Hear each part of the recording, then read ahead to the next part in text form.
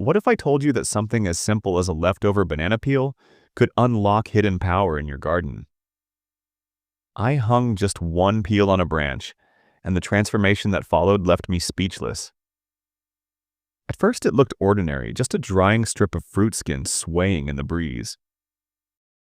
But nature has its secrets, and this trick proves it.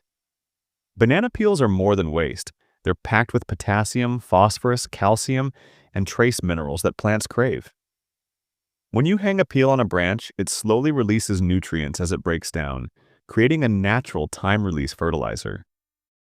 The peel also attracts beneficial insects that help with pollination, while keeping harmful pests distracted away from tender leaves.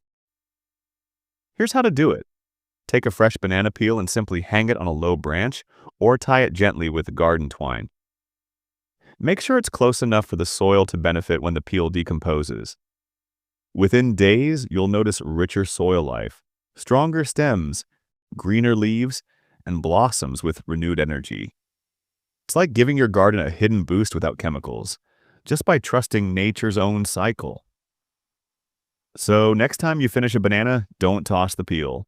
Hang it in your garden and watch the magic unfold before your eyes. Thank you for joining me today.